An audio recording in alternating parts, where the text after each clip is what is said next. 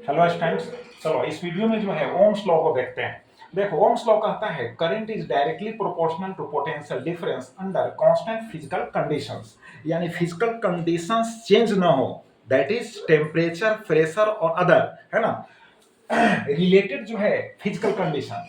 तो उस केस में V जो होगा I के डायरेक्टली प्रोपोर्शनल होगा, तो therefore V is equal to I into R।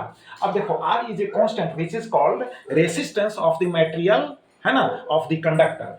R is equal to क्या होगा, V बाई I होगा। अब देखो ओम्स लॉ को हम सटीक यहाँ इस फिगर में दिखाए हैं। देखो V हो गया, I हो गया, R हो गया। अब जिसको निकालना है V इज इक्वल टू क्या होगा, I इंटू R हो गया।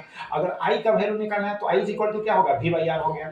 R का वैल्यू निकालना है तो R इज इक्वल टू क्या होगा, V बाई I हो गया। अब देखो ग्राफ जो है VI ग्राफ का यहाँ बनाए हैं, है ना, तो VI ग्राफ जो है स्ट्रेट लाइन है, यह है ना प्रूफ करता है कि ओम्स लॉ करेक्ट है। अब देखो यहाँ ग्राफ का यानी VI ग्राफ का जो स्लोप है, तो स्लोप कितना लिए हैं, यहाँ tan थीटा होगा। tan theta is equal to V by I is equal to R हो गया। अब यहाँ टू ग्राफ शो किए हैं VI ग्राफ में, तो देखो यहाँ जो ग्राफ है इसका रेसिस्टेंस R1 हो गया, करस्पॉन्डिंग टेम्परेचर T1, इसका resistance R2 and corresponding temperature T2 हो गया। अब देखो इस ग्राफ का स्लोप जो है ग्रेटर देन, है ना, इस ग्राफ का स्लोप, यानी इस ग्राफ का स्लोप इस ग्राफ के स्लोप से बड़ा है। इससे स्पष्ट है कि R2 जो होगा R1 से बड़ा होगा, तो देयरफॉर T2 जो होगा वो भी तो T1 से बड़ा होगा। यानी टेम्परेचर बढ़ने के साथ साथ रेसिस्टेंस मेटालिक कंडक्टर का बढ़ता है। क्लियर हो गया। तो R2 is greater than R1 and T2 is greater than T1। But अगर ऐसा ग्राफ हो, I भी ग्राफ हो, तो सब कुछ उल्टा हो जाएगा यार। यानी tan theta is equal to 1 by V by I होगा, तो 1 बाई R हो जाएगा। तो R2 जो होगा